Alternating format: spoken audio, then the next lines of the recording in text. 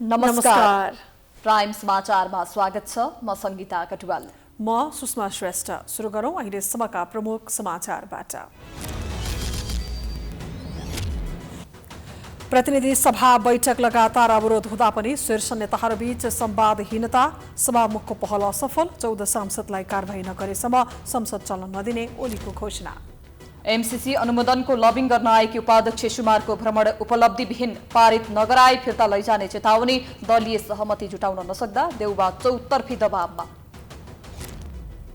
सत्ता गठबन्धनमा आबद्ध दलहरूको निरन्तरको बैठक निष्कर्षविहीन, मन्त्रीमण्डल विस्तारमा भागबण्ड मिलाउन सकेनन्, बागमतीमा नयाँ सरकार बन्ने नेतृत्वमा समाजवादीको दाबी। सङ्खुवा सभामा एकै परिवारका 6 जनाको हत्या, लोकबहादुर कार्कीले गरेको प्रहरीको दाबी। काठमाडौँको मैतीदेवीमा शङ्कास्पद वस्तु राखेको आरोपमा 3 जना पक्राउ। दैनिक उपभोग्य वस्तुको मूल्यमा भइरहेको वृद्धि नियन्त्रण गर्न सरकार असफल, तरकारीको भाउ दिन प्रतिदिन उकालो लाग्दा उपभोक्ता मर्कामा, अनुगमन र कारबाही शून्य। 21औं शताब्दीलाई इतिहासकै शान्तिपूर्ण शताब्दीमा रूपान्तरण गर्नुपर्नेमा अमेरिका पूर्व राष्ट्रपति ट्रम्पको जोड, विश्वभरका मुलुकहरूबीच सहकार्यको खाँचो। र नेपाली राष्ट्रिय महिला फुटबल टिम र बङ्गलादेश बीचको दोस्रो मैत्रीपूर्ण खेल गोलरहित बराबरीमा सकियो।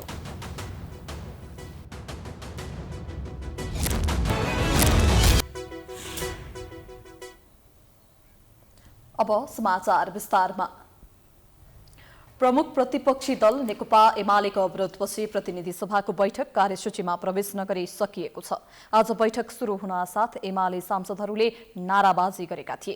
14 जना सांसदलाई कारबाहीको विषयमा सभामुखको भूमिकामाथि प्रश्न उठाउँदै एमाले निरन्तर संसद अवरोध गर्दै आएको छ। आज सभामुखले एमाले सांसदहरूसँग छलफल गरे पनि सहमति जुट्न नसकेपछि 29 गतेसम्मका लागि बैठक स्थगित गरिएको छ।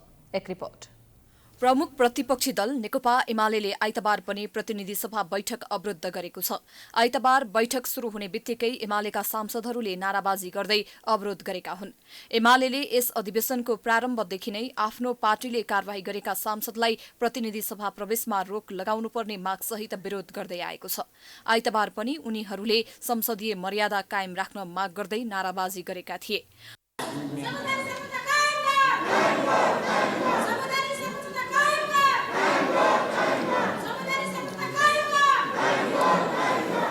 बैठक अवरोधपछि सभामुख अग्निप्रसाद सापकोटाले बैठक सहज रूपमा सञ्चालन गर्ने वातावरण बनाउन आग्रह गरेका थिए। सभामुखले बैठक नियमित अवरोध गर्दा अन्य सांसदको अधिकार संकुचन हुने भन्दै बैठक सहज रूपमा सञ्चालन गर्नका लागि सहयोग गर्न र संवादबाट नै सबै समस्याको निकासका लागि आग्रह गरेका थिए। माननीय सदस्यहरू, यो जनताको सर्वोच्च जनप्रतिनिधि सभालाई हामीले मर्यादित र व्यवस्थित बनाएर आखिरमा फेरि हामीले वाद विवाद संवाद हुँदै सहकार्य समन्वयतिर जानै पर्छ। त्यसकारण म तपाईहरुलाई फेरि पनि हार्दिकतापूर्वक अनुरोध गर्दछु कि बैठक सहज ढङ्गले सञ्चालन गर्ने वातावरण बनाइदिनका लागि सहयोग गर्दछु। सभामुखले पटक पटक अवरोध अन्त्य गर्न आग्रह गरे पनि एमाले सांसदहरूले मानेनन्। उनीहरूले निरन्तर नाराबाजी गरेपछि बैठक 15 मिनटका लागि स्थगित गरेका थिए। बैठक स्थगित गरेर सभामुखले एमालेका सांसदहरूसँग छलफल गरेका थिए। छलफलमा सभामुख एमाले प्रमुख सचेतक विशाल भट्टराई, सचेतक शान्ता चौधरी र खगराज अधिकारी सहभागी थिए। उक्त छलफलमा कानून मन्त्री ज्ञानेन्द्र बहादुर कार्की पनि उपस्थित थिए, तर सभामुखको सहमति प्रयास सफल हुन सकेन। छलफलमा एमाले सांसदहरूले सभामुखलाई आफ्नो गल्ती सच्याउन आग्रह गरेका थिए। त्यो सच्याएपछि मात्रै सदन चल्ने अवस्था रहने उनीहरूको भनाइ थियो। कानून मन्त्री कार्कीले भने उच्च स्तरमै छलफल गरेर समाधान निकाल्न सभामुख सापकोटालाई सुझाव दिएका थिए। संसद बैठक सञ्चालन गर्ने विषयमा सभामुखले दोस्रो बैठक राखे, तर बैठकको सुरुमै फेरि एमाले सांसदहरूले नाराबाजी सुरु गरेका थिए। एमाले सांसदहरूले संयमित भएर संसदीय मर्यादा कायम गर, पार्टी फुटाउने षड्यन्त्र बन्द गर जस्ता नारा लगाएका थिए।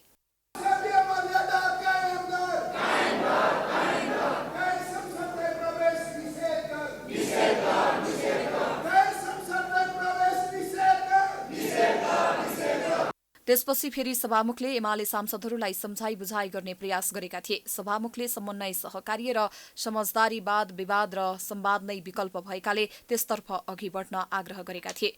लाई फेरि पनि अनुरोध गर्दछु कि हामी संवादतिर अगाडि बढौँ। संवादको वातावरण बनाउन सबैले आफ्ना बुद्धि, विवेक, योग्यता, क्षमता जोडेर यो जनताको सर्वोच्च जनप्रतिनिधि संस्थालाई गरिमामय, जीवन्त र जनमुखी बनाउनका लागि हामी सबै एउटा न्यूनतम साझा समझदारी कायम गरेर अगाडि बढौँ। हार्दिक अपील गर्दछु। पटक पटकको आग्रह नमानेपछि सभामुखले भदौ 29 गते दिउँसो 1 बजे बस्ने गरी स्थगित गरेका थिए। प्रतिनिधि सभाको 9औं अधिवेशनको पहिलो बैठकबाट नै एमाले अवरोध गर्दै आएको छ। एमाले पार्टीले कारवाही गरेका 14 सांसदलाई सभामुखले बैठकबाट निकाल्नुपर्ने अडान राख्दै आएको छ। सभामुख अग्निप्रसाद सापकोटा र प्रमुख प्रतिपक्षी दल नेकपा एमाले बीच द्वन्द्व सुरु भएको 1 महिना पुग्न लागेको छ। तर यो बीचमा विवाद मत्थर हुनुको साटो बढ्दो क्रममा छ। पार्टीले भदौ 1 गते कारवाही गरेका माधव कुमार नेपाल सहितको 14 सांसदलाई सभामुखले सूचना टास गरेर पदमुक्त नगरे एमाले फुटाउन भूमिका खेलेको आरोपसहित अहिले निरन्तर संसद अवरुद्ध भइरहेको छ। एक रिपोर्ट। भदौ 1 गते प्रमुख प्रतिपक्षी दल नेकपा एमाले माधव नेपाल सहित 14 सांसदलाई कारवाही गर्यो। लगतै यसको जानकारी संसद सचिवालय र निर्वाचन आयोगलाई गराइए पनि सभामुख अग्निप्रसाद सापकोटाले सूचना टाँस गरेर संसदको पद रिक्त भएको जानकारी गराएनन्। एमाले नेताहरूले लगातार आफ्नो पार्टीले कारवाही गरेका सांसदको सूचना टाँस गर्न दबाब दिइरहे। तर 14 सांसदलाई कारवाही गरेकै दिन देउबा सरकारले दल विभाजन सम्बन्धी अध्यादेश ल्यायो। अध्यादेश जारी भएसँगै फास्ट ट्र्याकमा दल दर्ताको प्रक्रिया पूरा गरेर निर्वाचन आयोगले भदौ 9 गते माधव कुमार नेपाल अध्यक्ष रहेको नेकपा एकीकृत समाजवादीलाई दलको मान्यता दियो। प्रदेश र स्थानीय तहका जनप्रतिनिधिलाई समेत भदौ 22 गतेसम्म दल रोज्ने समय दिएर देशभर एमालेको औपचारिक विभाजनले पूर्णता पायो। अहिले दल विभाजनको सबै दोष एमाले सभामुख सापकोटामाथि थोपारेर भदौ 23बाट सुरु भएको संसद अवरुद्ध पारिरहेको छ। अध्यादेश ल्याएर दल विभाजन गराउन मुख्य भूमिका खेलेका प्रधानमन्त्री देउबा संसदको अवरोध खुल्ने नखुल्ने बारे एमाले अध्यक्ष केपी ओलीलाई नै सोध्नुपर्ने जवाब फर्काउँछन्। प्रधानमन्त्रीज्यू, यसरी नै संसद कति दिन चलाउनुहुन्छ?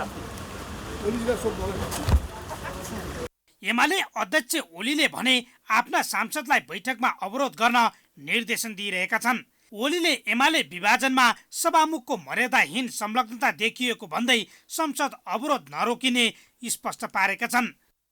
हाम्रो संसदीय अभ्यास खुदै वर्तमान सभामुखले गरिरहेको अभ्यास, कानुनी व्यवस्था, त्यो सबै कुरालाई मिसेर नेकपा एमाले विभाजन गराउने कुरामा सभामुखको षड्यन्त्रपूर्ण संलग्नता देखियो। त्यो सत्य संलग्नता देखियो। कानुन विपरीतको मर्यादाहीन संलग्नता देखियो। हुन त सभामुख सापकोटाले नेकपा माओवादी केन्द्रले कारवाही गरेका सांसदलाई पद मुक्त गराउने सूचना टाँस्न हतारो गरेको विगतले समेत एमालेको गुनासोलाई बल मिलेको छ। नेकपा एमाले पार्टी फुटाउने मतियार बनेको आरोप लगाइरहँदा सभामुख सापकोटाले भने संसदीय मूल्य मान्यता बाहिर गएर आफूले कुनै दलीय पक्ष दर्ता नलिएको दाबी गरिरहेका छन्। निरन्तरको अवरोधपछि सभामुखले सोमबारका लागि सर्वदलीय बैठक बोलाएका छन्। नेताहरूको शीर्ष तहमा चाहिँ छलफल हुन्छ। सभामुखजीले प्रधानमन्त्रीजी र प्रमुख प्रतिपक्षी दलको नेता र अरू पार्टीका शीर्ष नेताहरूलाई पनि बोलाउनु भएको छ र हामी विश्वास गरौँ कि संसद खुल्छ र अब संसदले गर्नुपर्ने आफ्नो कार्यहरू गर्दै जान्छ। एमाले संसदीय दलको उपनेता सुभाष नेमाङले 14 जना सांसदलाई कारवाही गरेको सूचना टास नगरेसम्म सहमति हुन नसक्ने बताएका छन्। हामीले भेदभाव भएको महसुस गरिरहेका छौँ। जसपाको हकमा, नेकपा माओवादी केन्द्रको हकमा उहाँहरूले उजुरी दिनासाथ, सूचना दिनासाथ कारवाहीको सूचना भयो, तर हामीले गरेकोमा किन भयो? हाम्रो प्रश्न त यो हो, जिज्ञासा हो, हामीलाई शान्त गर्न साथ सबै चिज। हरेक सार्वजनिक फोरममा सत्ता पक्षबाट प्रतिपक्ष बन्नु परेपछिको पीडा ओकलिरहेका एमाले अध्यक्ष केपी शर्मा ओली र सांसदहरू माधव नेपाल लगायत 14 जना गैर सांसदलाई संसदमा प्रवेश दिन नहुने अडानसहित संसदमा नाराबाजी गरिरहेका छन्। संसदीय अभ्यासमा प्रतिपक्षको अवरोधपछि संसदको कार्यसूची अघि बढाउन नमिल्ने प्रचलन रहे पनि अवरोधका बीच प्रक्रिया अघि बढाउने भूमिका एमालेबाटै सभामुख बनेका पूर्व सभामुख सुभाष चन्द्र नेमवाङले गरेका थिए। पहिलो दिन उनैको सिको गरेका सभामुख सापकोटा पछिल्लो समय सम्हालिएर दलीय सहमति मार्फत संसदको गतिरोध खुलाउन अग्रसर देखिएका छन्। गठबन्धन दलका प्रधानमन्त्री देउबा र विगतमा आफूले प्रतिनिधित्व गर्ने माओवादी केन्द्रका अध्यक्ष प्रचण्डको प्रभाव सभामुख सापकोटामा पर्यो पनि होला, तर एउटा राजनीतिक किचलोलाई कारण बनाएर जनताको समस्या आवश्यकताको प्रतिनिधित्व गर्ने थलो संसदलाई कहिलेसम्म बन्द बनाउने? विकसित राजधानी घटनाक्रमका कारण प्रधानमन्त्री शेरबहादुर देउवाले अघिल्लो कार्यकालमा सम्झौता गरेको एमसीसी परियोजनालाई अब आफ्नो काँधमा बोक्न नसक्ने भएका छन्। उता संसदको यसै अधिवेशनबाट एमसीसी सम्झौता पारित गराउन हौसिएर आएकी मिलेनियम च्यालेन्ज कर्पोरेसन एमसीसीकी उपाध्यक्ष फातिमा सुमार समेत निराश बनेर मुलुक फर्किएकी छिन्। एक रिपोर्ट। नेपाली कांग्रेस लगायत कतिपय दल र विज्ञको बुझाइमा नेपालको समृद्धि तथा विकासका लागि एमसीसी परियोजना अपरिहार्य छ। तर वामपन्थी सोच राख्ने दल तथा व्यक्तिहरू भने एमसीसी कम्प्याक्ट लागू भए त्यसले नेपालले अमेरिका र उसको सहयोगी मुलुकको गुलाम बन्नुपर्ने तर्क गर्दै आएका छन्। एमसीसी परियोजनाबारे नेपालका दल र नेताहरूमा रहेको धारणालाई चिर्ने प्रयासमा एमसीसीकी उपाध्यक्ष फातिमा सुमार नेपाल आएकी थिइन्। 4 दिनको काठमाडौँ बसाइमा न उनले एमसीसीका बारेमा अधिकांश नेपालीमा रहेको धारणालाई गलत साबित गर्न सकिन्, न त यसको विरोध गरिरहेका दल तथा नेताहरूको विचारमा नै परिवर्तन ल्याउन सकिन्। त्यसमाथि नेपाल सरकारले अमेरिकी सरकारलाई एमसीसीमाथि गरिएका टिप्पणीलाई गलत साबित गराउने मौका दिँदै 11 बुँदे पत्र समेत लेखेको थियो। तर अमेरिकी सरकारले त्यो पत्रको समेत चित्त बुझ्दो जवाफ दिन सकेन। एमसीसीका कतिपय बुँदामा परिमार्जन गर्नुपर्ने स्पष्ट धारणा सत्तारूढ र विपक्षी दलको छ। तर अमेरिकी कांग्रेसबाट पारित भइसकेको एमसीसी कम्प्याक्टको कुनै पनि बुँदा परिवर्तन गर्न नसकिने जवाफ अमेरिकाले दिएको छ।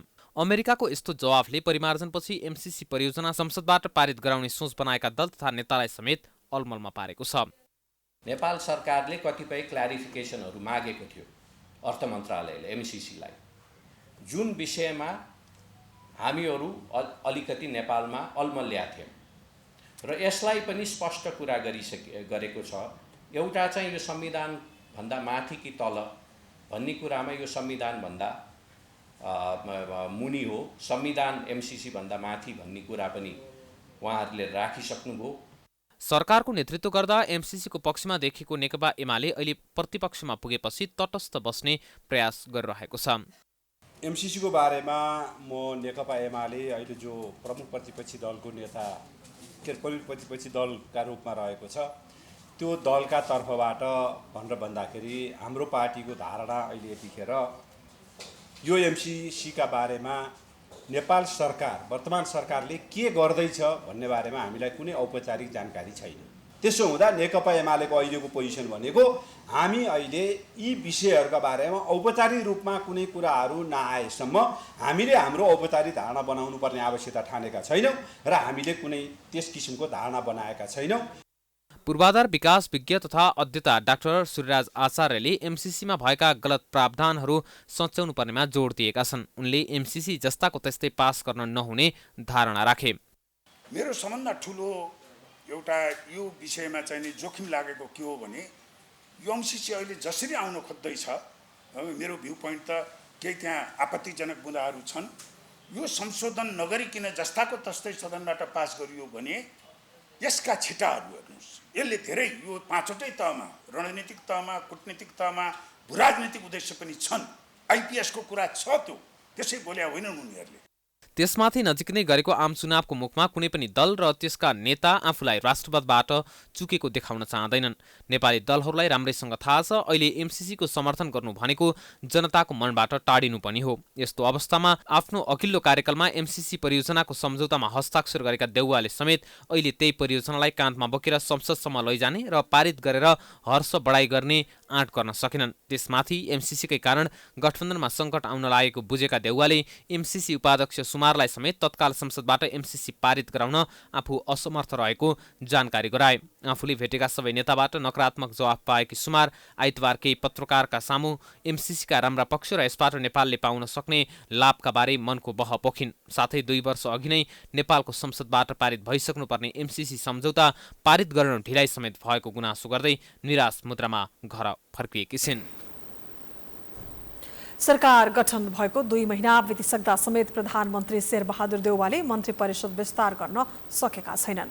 मन्त्री परिषद विस्तार गर्नै भनेर सत्ता साझेदार 5 दलको बैठक नियमित बस्न थालेको छ, तर सहमति जुट्न नसक्दा सरकारले पूर्णता पाउन सकेको छैन।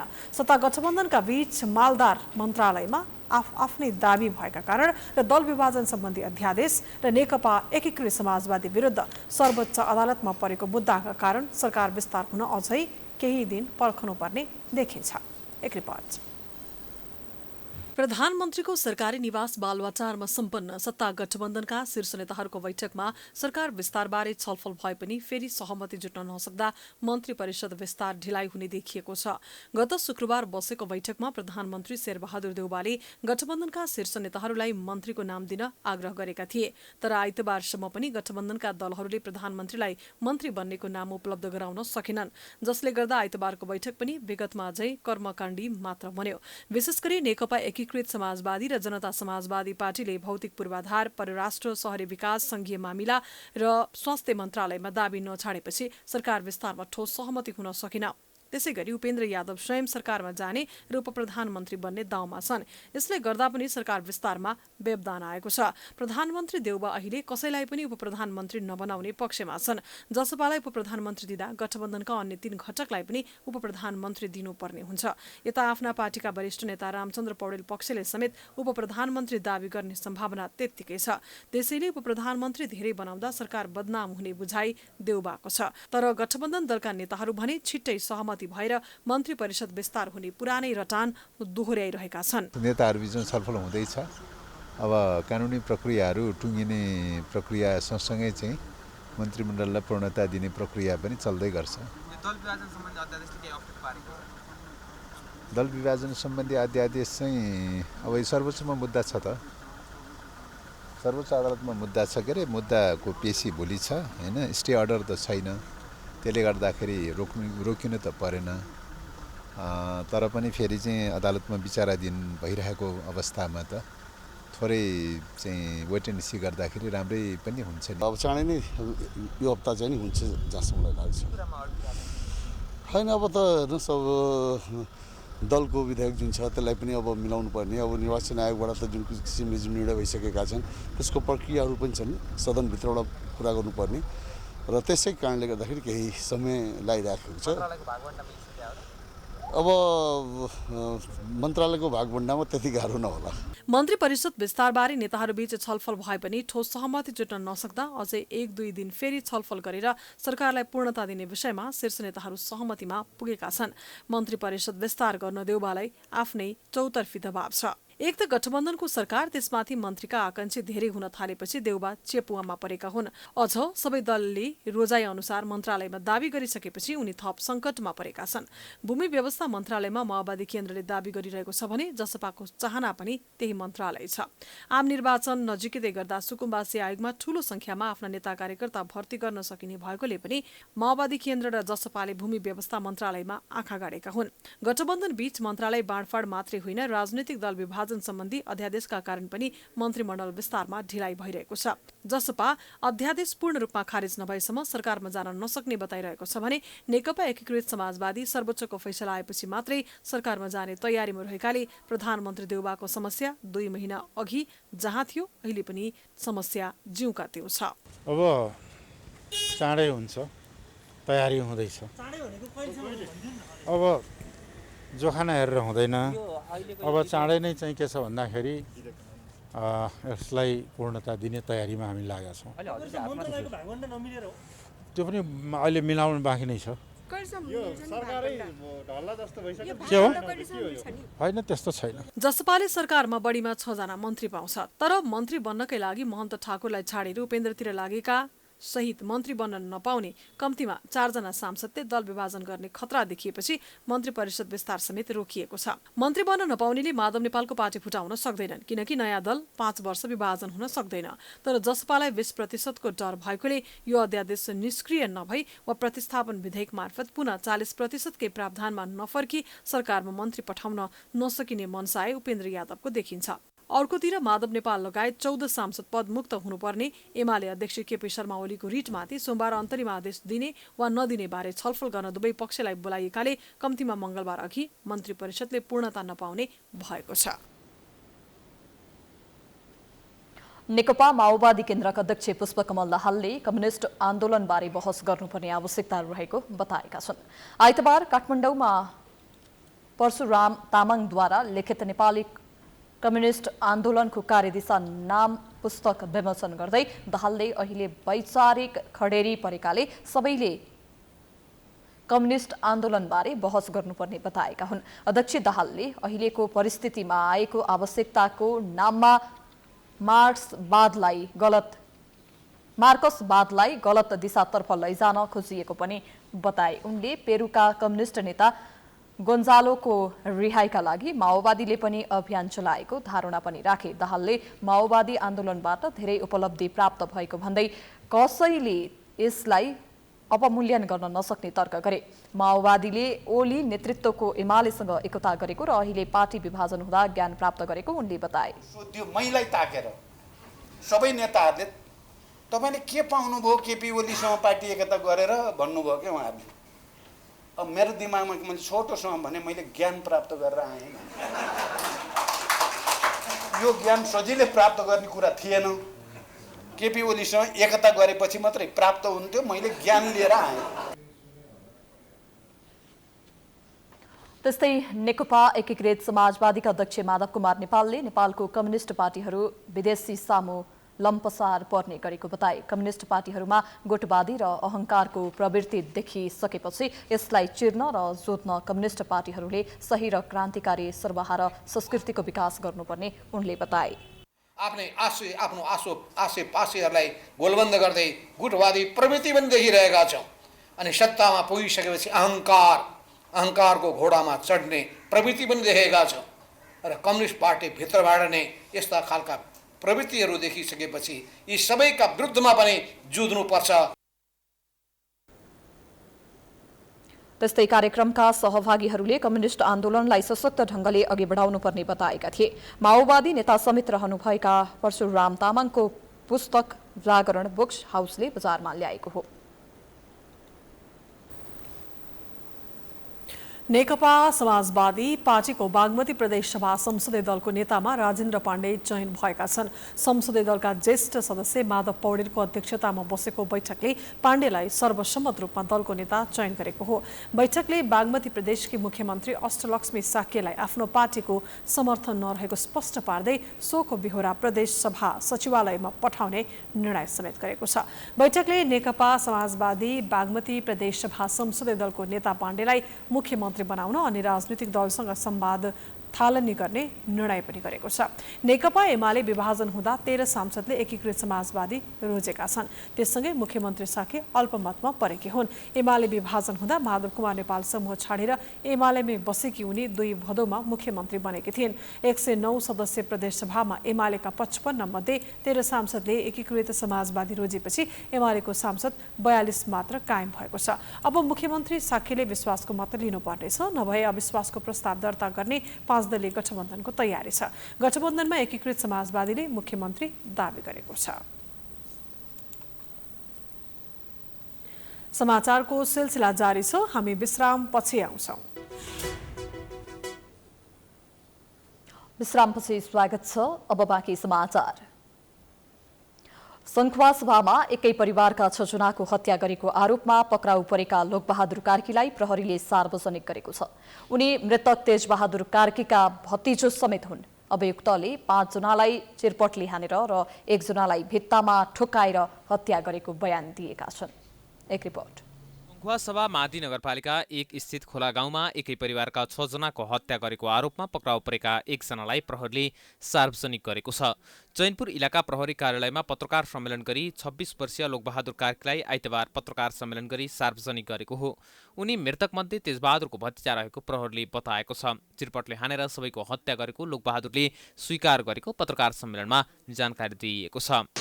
र कुनै सुनियोजित घटना होइन यो। यसलाई चाहिँ उहाँहरूले तत्काल रिस आवेगमा आइ गरेको घटना जस्तो देखिएको छ। थप अनुसन्धान हामी यसमा लागि परेका छौँ र अहिले यो घटना कुनै सामूहिक रूपबाट र कुनै बाहिरबाट आएर नगरी निज लोकबहादुर कार्कीले नै घटाएको चाहिँ अनुसन्धानको क्रममा खुल्न आएको छ।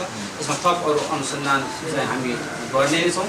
व्यक्तिगत रिसिभीका कारण हत्या भएको प्रहरीले जनाएको छ। अभियुक्त लोकबहादुरका बुवा शारीरिक रूपमा अशक्त छन्। तेजबहादुरलाई लोकबहादुरका हजुरबुवाले आफू मरेर गएपछि परिवारको हेरचाह र अभिभावकत्व गरिदिन आग्रह गरेका थिए। त्यही आग्रह बमोजिम तेजबहादुर लोकबहादुरको घरमा नियमित रूपमा जान्थे।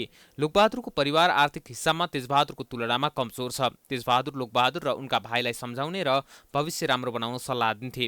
कहिलेकाहीँ गाली पनि गर्थे। त्यही विषयलाई लोकबहादुरले व्यक्तिगत कुण्ठा र रिसिभी बनाएपछि घटना भएको प्रहरीले जनाएको छ। हामीले लुटपाट लगायतका कुनै पनि किसिमका उयोहरू चाहिँ हामीले त्यहाँ संलग्न भएको र बाहिरबाट कोही मान्छेहरू आएर घटना घटाएको जस्तो हामीले चाहिँ त्यो ठाउँमा नपाएनौँ। किनभने उहाँहरूको घर लगायत उहाँ मृतकसँग लगाएका सुनका गरगहनाहरू र घरमा भएका उहाँहरूका सम्पत्तिहरू नगदहरू र सुनका उयोहरू समेत यथावस्थामा रहेको समेत हामीले पायौँ। जुन बरामद गरेर हामीले सम्बन्धित घर धनीलाई नै हामीले चाहिँ हस्तान्तरण गरेको। सोमबार बिहानै घरबाट निस्केका तेजबहादुरलाई बाटोमा ढुकेर बसेका लोकबहादुरले अचानक आक्रमण गरे। उनले घरबाटै लिएर गएको चिरपटले तेजबहादुरको टाउकोमा हानेर हत्या गरेको प्रहरीले जनाएको छ। तेजबहादुरलाई आक्रमण गरेको देखेपछि श्रीमती मनमाया र बुहारी रञ्जना घरबाट दौडिँदै त्यहाँ पुगेका थिए। हल्ला हुने डरले उनीहरूलाई पनि तेजबहादुरले टाउकोमा चिरपटले प्रहार गरेर हत्या गरेको बयान दिएका छन्। त्यही बेला तेजबहादुरका नाति बिपी र नातिनी गोमाले घटना देखेपछि उनीहरूको पनि लोकबहादुरले हत्या गरेको प्रहरी अनुसन्धानमा देखिएको छ। 5 जनाको हत्या गरेपछि लोकबहादुर तेजबहादुरको घर पुगेर तेजबहादुरकी आमा पार्वतीलाई भित्तामा ठेलेर चिरपटले प्रहार गरी उनको पनि हत्या गरेको प्रहरी अनुसन्धानमा खुलेको छ। तेजबहादुरका बुवा कान नसुन्ने र आँखा त्यति नदेख्ने भएकाले उनलाई केही नगरी लोकबहादुर आफ्नो घर फर्किएको प्रहरी अनुसन्धानमा देखिएको छ। काठमाडौँको मैतीदेवी स्थित मातृका आँखा केन्द्रको भवनमा शङ्कास्पद वस्तु राख्ने 3 जनालाई प्रहरीले पक्राउ गरेको छ। महानगरीय प्रहरी परिसर काठमाडौँले आइतबार पत्रकार सम्मेलन गर्दै शङ्कास्पद वस्तु राखेर फिरौती उठाएको अभियोगमा पक्राउ परेका 3 जनालाई सार्वजनिक गरेको हो। पक्राउ पर्नेहरूमा धादिङ त्रिपुरा सुन्दरीका आशिष गुरुङ, अभिषेक कुवर र रोल्पाका अमर बहादुर रोका मगर रहेको प्रहरीले जनाएको छ। केन्द्रमा रहेको सीसीटीभी क्यामेरामा 2 जना व्यक्तिले शङ्कास्पद वस्तु राखेको देखिएपछि प्रहरीले खोजी कार्य तीव्र पारेको थियो। अस्पतालका डाक्टरलाई 3 करोड रुपैयाँ नदिए अस्पताल ध्वस्त बनाउने धम्की दिएको अनुसन्धानमा देखिएको परिसरका प्रमुख एसएसपी अशोक सिंहले जानकारी दिए। घटनाका विषयमा थप अनुसन्धान भइरहेको छ। बानुसर मातृका अस्पतालमा 24 गतेको दिन जुन बम प्लान्ट गरेर एक्सप्लोसिभ सहितको हो अथवा के हो भन्ने कुरा त्यो चाहिँ अहिले अनुसन्धानमा खोज्दैछ र त्यो बम प्लान्ट गरेर फिरौती मागेको एक्सटर्सन गरेका व्यक्तिसहित 3 जनासहित हामीले नियन्त्रणमा लिएका छौँ। त्यस सन्दर्भमा यसको डिटेलमा अहिले यसको बारेमा हामी यो पावर पोइन्ट प्रेजेन्टेसनमा देखाउनेछौँ। भाद्र 24 गते मातृका आँखा केन्द्रमा फेला परेको शङ्कास्पद वस्तु नेपाली सेनाले निष्क्रिय पारेको थियो। यस्तै प्रहरीले लागु औषध अफिम कारोबारमा संलग्न 3 जनालाई पक्राउ गरेर सार्वजनिक गरेको छ। पक्राउ परेका व्यक्तिका साथबाट 2 केजी 224 ग्राम अफिम फेला परेको प्रहरीले जनाएको छ। पछिल्लो 24 घण्टामा देशभर 911 जना कोरोना संक्रमित थपिँदा 1423 जना संक्रमण मुक्त भएका छन्। कोरोनाबाट 13 जनाको मृत्यु भएको छ। अहिले सक्रिय संक्रमितको संख्या घटेर 26,775 मा आएको छ। एक रिपोर्ट। पछिल्ला केही दिन यता कोरोना संक्रमित पुष्टि हुने तथा अस्पताल भर्ना हुने दर घट्दै आएको छ। पछिल्लो 24 घण्टामा गरिएको 7,878 नमुनाको पीसीआर र 3,110 जना एन्टिजेन परीक्षणको क्रममा थप 911 जनामा कोरोना पुष्टि भएको छ। संक्रमित मध्ये काठमाडौँ उपत्यकामा 309 जना सहित देशभर 1000 भन्दा कम संक्रमण पुष्टि भएको हो। शनिबार 994 जनामा संक्रमण पुष्टि भएको थियो। आइतबार 911 जनामा पुष्टि भएसँगै लगातार 2 दिन 1000 भन्दा कम संक्रमित भेटिएका हुन्। आज भेटिएका संक्रमितसँगै नेपालमा पीसीआर विधिबाट 7,77,163 र एन्टिजेन विधिबाट 76,694 जनामा संक्रमण पुष्टि भइसकेको छ। कोरोना संक्रमण पश्चात आइतबार 1,423 जना संक्रमण मुक्त भएका छन्। हालसम्म 7,39,497 जना कोरोना मुक्त भएका छन्। नेपालमा निको हुने दर 95.1% पुगेको छ। कोरोनाका कारण थप 13 जनाको मृत्यु भएको छ। कोरोनाबाट मृत्यु हुनेको कुल संख्या 10,949 पुगेको छ। अहिले देशभर सक्रिय संक्रमितको संख्या 26,775 रहेको छ। उनीहरूमध्ये काठमाडौँ उपत्यकामा मात्रै 6,406 जना सक्रिय संक्रमित छन्। जम्मा सक्रिय संक्रमित मध्ये 25,171 जना होम आइसोलेसन र 1,576 जना संस्थागत आइसोलेसनमा छन्। आज 140 जना भेन्टिलेटर सहित 454 जना आइसियुमा उपचार भइरहेको छ। अहिले 14 जिल्लामा 500 भन्दा बढी सक्रिय संक्रमित छन्। पछिल्लो 24 घण्टामा थप 10,449 जनाले खोप लगाएका छन्। अहिलेसम्म 57,73,612 जनाले कोरोना भाइरस विरुद्धको पहिलो मात्रा र 51,66,689 जनाले खोपको दुवै मात्रा लगाएका छन्। कोरोना महामारीका कारण बन्द हुँदा नेपालको सबैभन्दा पुरानो चिडियाखाना सञ्चालनमा समस्या आएको छ। आम्दानीको अभावमा जनावरहरू भोकै मर्ने अवस्था आएपछि जावलाखेल स्थित सदर चिडियाखानाले एडप्ट द एनिमल कार्यक्रम सञ्चालन गर्दै आइरहेको छ। मुलुकका हुने खाने वर्ग यो कार्यक्रमप्रति आकर्षित समेत बन्दै गइरहेका छन्। एक रिपोर्ट। कोरोना महामारी र त्यसबाट उत्पन्न बन्दका कारण झण्डै 1.5 वर्षदेखि जावलाखेल स्थित सदर चिडियाखाना राम्रोसँग सञ्चालन हुन सकेको छैन। जोखिमकै बीच सञ्चालनमा आए पनि उल्लेख्य मात्रामा दर्शक नआएपछि चिडियाखानाका जनावरहरू भोकै मर्ने अवस्था आएको छ। दर्शकको कमीका कारण आर्थिक सङ्कटमा परेको चिडियाखानाले कर्मचारी कटौती गरेर जनावर बचाउने कोसिस समेत गरेको छ। त्यसमाथि भएका कर्मचारीलाई समेत आधा मात्रै पारिश्रमिक दिन सकिएको छ। सदर चिडियाखानाले आफ्नो दायित्वमा रहेका जनावर तथा पंक्षीलाई भोकै मर्न नदिन एडप्ट द एनिमल कार्यक्रम सञ्चालनमा ल्याएको छ। एडप्ट एन एनिमल भन्ने प्रोग्राम चाहिँ हाम्रो अहिले केन्द्रीय कार्यालयबाट हाम्रो सदस्य सचिवज्यूले शरद चन्द्र अधिकारीज्यू उहाँले चाहिँ के सोच्नुभयो भने अब यो क्राइसिसको बेला पनि छ, यस्तो बेलामा यो वन्यजन्तुलाई एडप्ट एन एनिमलबाट गर्यो भने कमसेकम एउटा खालको होइन मानव र वन्यजन्तुहरूको पनि एउटा खालको एउटा प्रेम भाव पनि हुन्छ भन्ने हिसाबले खास त्यसरी नै सुरु भएको र एडप्ट एन एनिमल भनेर संसारभरि सबै ठाउँमा भएको। तर यसलाई चाहिँ हामीले यो एडप्ट एन यो पेन्डेमिकको बेला चाहिँ हामीले राइट टाइममा चाहिँ हामीले एउटा भनौँ न एउटा क्याम्पेनको रूपमा चाहिँ लिन सुरु गरेको मात्रै हो। राणा प्रधानमन्त्री जुद्ध शमशेरले शौकका लागि स्थापना गरेको सदर चिडियाखानामा अहिले विभिन्न प्रजातिका जनावर तथा पंक्षीहरू छन्। तिनीहरूको खानपानकै लागि वर्षौनी करोडौं रुपियाँ खर्च हुने गरेको छ। तर सदर चिडियाखानाको वार्षिक आम्दानी 1.5 करोड रुपियाँमा झरेको छ। चिडियाखानाभित्र रहेको एउटा बाघले दैनिक 6 केजीदेखि 7 केजी मासु खान्छ, जसको वार्षिक लागत झण्डै 17 लाख रुपियाँ पर्ने गर्छ। त्यस्तै अन्य ठूला प्राणीको आहारा पनि मनग्य रकम खर्च गर्नुपर्ने हुन्छ। अहिले खुला रहेको अवस्थामा समेत दर्शकको न्यून उपस्थितिका कारण जनावरलाई बचाउन एडप्ट द एनिमल अर्थात् जनावर कोक्लिने अवधारणा अघि सारिएको चिडियाखानाकी सूचना अधिकारी लीला चालिसेले जानकारी दिइन्। यो चाहिँ जुद्ध शमशेरको पालाको चिडियाखाना अहिले चाहिँ यो आर्थिक भारमा चाहिँ एकदमै आर्थिक रूपमा चाहिँ एकदम सङ्कटमा छ होइन। यसले गर्दाखेरि चाहिँ हाम्रो स्टाफहरू पनि धेरै नै कट अफ गरेका छौँ हामीले। त्यस्तै गरी हामीले पछिल्लो पटक यो एडप्ट एन एनिमल भन्ने क्याम्पेन सुरु गरेका छौँ, जसमा चाहिँ हाम्रो आम जनमानसदेखि विभिन्न सङ्घ संस्थाहरूले चाहिँ यहाँका जनावरहरूको लागि चाहिँ यहाँको खानाहरूमा चाहिँ उहाँहरूले सहयोग गर्न सक्नुहुन्छ। एडप्ट द एनिमल कार्यक्रमलाई सफल बनाउन पछिल्ला केही समय केही दाताहरू चिडियाखानामा पुगेका छन्। त्यही कार्यक्रमलाई सघाउन प्रधान न्यायाधीश सोलेन्द्र शमशेर जबराले 1 वर्षका लागि एउटा बाघको आहारा बेहोर्ने निर्णय गरेका थिए।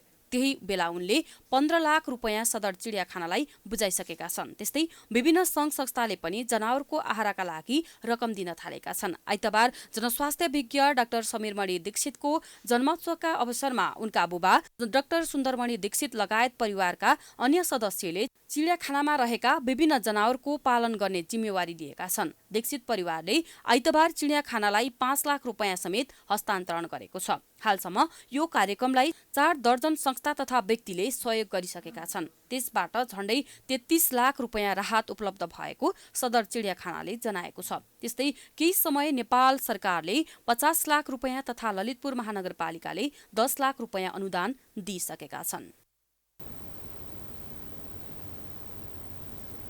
समाचारको सिलसिला अझै जारी छ। हामी विश्रामपछि आउँछौँ। विश्रामपछि पुनः स्वागत छ। अब आर्थिक समाचार।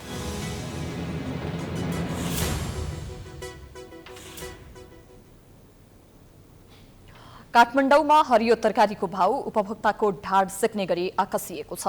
सागको मूल्य त 1 महिनामा झण्डै 4 गुणासम्म महँगिएको छ। कालीमाटी फलफूल तथा तरकारी बजारमा जिरेको साग 25 साउनमा प्रति किलो 80 रुपैयाँ थियो। आइतबार त्यसको मूल्य 300 रुपैयाँसम्म पुगेको छ।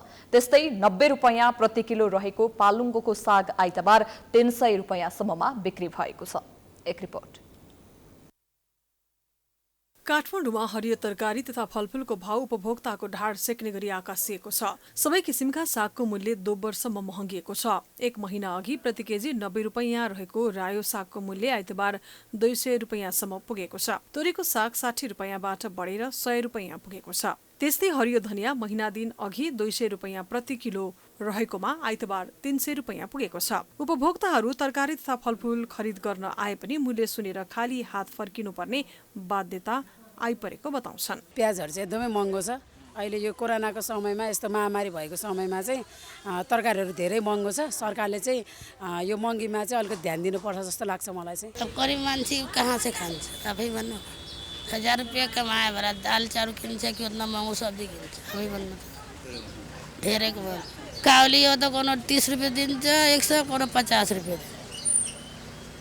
परोर 110-20 दिन्छ के भयो सबै चीज महँगो छ। कालीमाटी तरकारी बजारको बिक्री सूची अनुसार कागती, कुरिलो, घिउसिमी, घिरौला, करेला, बोडी, ब्रोकाउली, भिन्डी, लौका, हरियो प्याज लगायत सबै तरकारीको मूल्य आकासिएको छ। सुकेको प्याजको मूल्य महिना दिनदेखि 48 रुपैयाँ प्रति किलोमा छ भने हरियो प्याज 165 रुपैयाँ पुगेको कालीमाटी फलफूल तथा तरकारी बजार विकास समितिले जनाएको छ।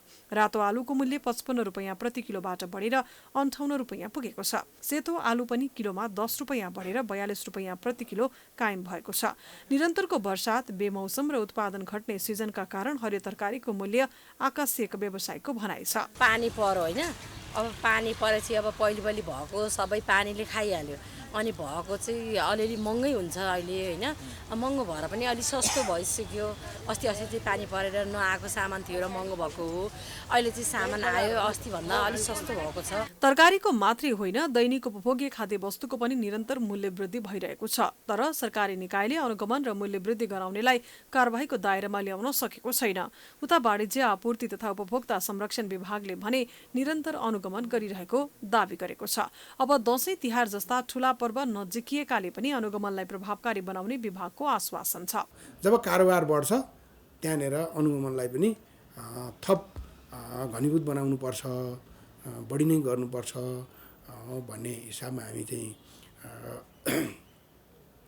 थप जनशक्ति हाम्रो सामान्य सङ्घीय मामिला तथा सामान्य प्रशासन मन्त्रालयसँग थप जनशक्ति पनि हामीले मागेका छौँ। अहिले विभागसँग भएको मौजुदा जनशक्तिले चाहिँ नियमित रूपमा हाम्रो बजार अनुगमन पनि गरिरहेको छ र यहाँले भन्नुभएको जस्तो हामी नियमित रूपमा पनि त्यही गर्छौँ र अहिले पनि सङ्ख्या अलिकति बढाउँछौँ र कुन चाडमा कुन वस्तुको किनबेच बढी हुन्छ त्यो वस्तु केन्द्रित भएर चाहिँ बजारमा आउँछ। फलफुल र तरकारी मात्र नभई खानेतेलको मूल्यमा प्रति लिटर 30 रुपैयाँसम्म मूल्य वृद्धि भएको छ। डेढ साता अघि 230 देखि 240 रुपैयाँ प्रति लिटरमा बिक्री भइरहेको सनफ्लावर तेल अहिले 260 पुगेको छ। उपभोक्ता अधिकार कर्मीका अनुसार बजारमा व्यवसायीले लुट मचाइरहेका छन्। हरेक उपभोग्य वस्तु खरिदमा उपभोक्ता पीडित हुनु परिरहेको छ। हामी महँगो भयो भनेर त्यसको विरोध पनि जनाउँदैन। एउटा त्यो समस्या छ। सबभन्दा ठुलो समस्या सरकारको छ। यहाँ सरकार र सरकारका नियामक निकाय जुन छन्, नियामक निकायहरूले चाहिँ जसरी त्यो अनुगमन गर्नुपर्ने हो त्यसको चाहिँ त्यो विधि पद्धतिलाई पछ्याएर र उपभोक्तालाई साँच्चीकै म न्याय गर्छु, उपभोक्तामा कहाँ परेका छन्, उपभोक्ता कुनै पनि वस्तु र सेवा हातमा लिएर हिँड्दाखेरि म त्यो खरिद गरेर म हिँड्दाखेरि चाहिँ म ढुक्क हुनुपर्छ, पाउँछु भन्ने कुरो उपभोक्ताले विश्वास गर्न सकिरहेको अवस्था छैन भने सरकारले पनि विश्वास दिनु सकेको अवस्था छैन। चामल, तेल, मुसुरोको दाल, चिनी, मैदा, सोयाबिन लगायत वस्तुमा डेढ सातादेखि मूल्य वृद्धि हुने क्रम रोकिएको छैन। क्यामेरामा मिलन मगरका साथमा रूपेश यादवको रिपोर्ट।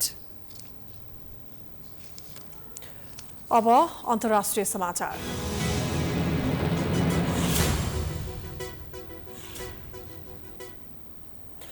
अमेरिकाका पूर्व राष्ट्रपति डोनाल्ड ट्रम्पले 21औं शताब्दीलाई इतिहासकै शान्तिपूर्ण शताब्दीमा रूपान्तरण गर्न अमेरिकाले कडा निर्णय गर्नुपर्ने बताएका छन्। ट्रम्पले उत्तर र दक्षिण कोरियाको एकीकरणमा प्योङयाङसँग सिधै वार्ताको लागि ढोका खोल्नुपर्ने पनि बताएका छन्। आइतबार बिहान भर्चुअल माध्यमबाट आयोजित कोरिया प्रायद्वीपको पुनर्एकीकरणका लागि थिङ्क ट्याङ्क 2022 को घोषणा गर्न आयोजित कार्यक्रम र्याली अफ होपलाई सम्बोधन गर्दै ट्रम्पले यस्तो धारणा राखेका हुन्। कार्यक्रममा ट्रम्पका साथै विश्वका प्रभावशाली नेता, वर्तमान राष्ट्रप्रमुख तथा राष्ट्राध्यक्ष नेता सहित विज्ञहरूको सहभागिता समेत रहेको थियो।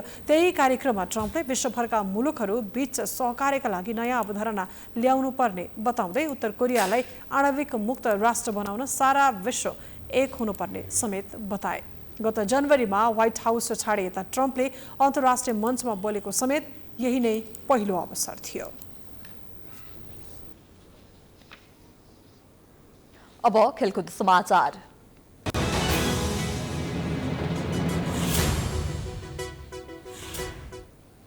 नेपाली राष्ट्रिय महिला फुटबल टिमले दोस्रो अन्तर्राष्ट्रिय मैत्रीपूर्ण खेलमा बंगलादेशसँग बराबरी खेलेको छ।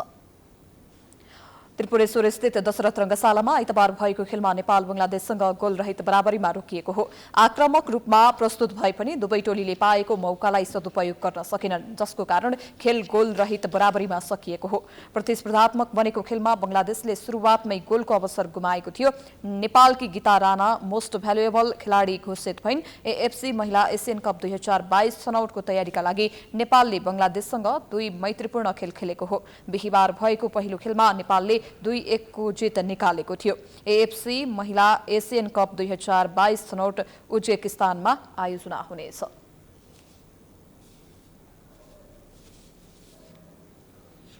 हामी समाचारको अन्त्यमा आइपुगेका छौं। जाँदा जाँदै प्रमुख समाचार पुनः एकपटक।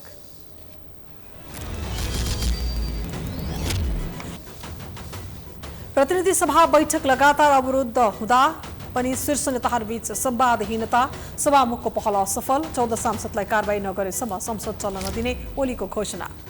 एमसीसी अनुमोदनको लबिङ गर्न आएकी उपाध्यक्ष सुमारको भ्रमण उपलब्धिविहीन, पारित नगराए फिर्ता लैजाने चेतावनी, दलीय सहमति जुटाउन नसक्दा देउबा चौतर्फी दबावमा। सत्ता गठबन्धनमा आबद्ध दलहरूको निरन्तरको बैठक निष्कर्षविहीन, मन्त्रीमण्डल विस्तारमा भागवण्डा मिलाउन सकेनन्, बागमतीमा नयाँ सरकार बन्ने नेतृत्वमा समाजवादीको दावी। संखुवासभामा एकै परिवारका 6 जनाको हत्या लोकबहादुर कार्कीले गरेको प्रहरीको दावी। काठमाडौँको मैतीदेवीमा शंकास्पद वस्तु राखेको आरोपमा 3 जना पक्राउ। दैनिक उपभोग्य वस्तुको मूल्यमा भइरहेको वृद्धि नियन्त्रण गर्न सरकार असफल, तरकारीको भाव दिन प्रतिदिन उकालो लाग्दा उपभोक्ता मर्कामा, अनुगमन र कारबाही शून्य। 21औं शताब्दीलाई इतिहासकै शान्तिपूर्ण शताब्दीमा रूपान्तरण गर्नुपर्नेमा अमेरिका पूर्व राष्ट्रपति ट्रम्पको जोड, विश्वभरका मुलुकहरू बीच सहकार्यको खाँचो।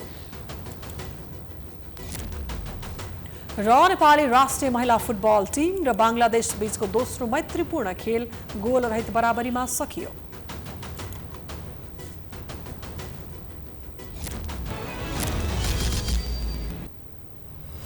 समाचार अहिलेलाई सकियो।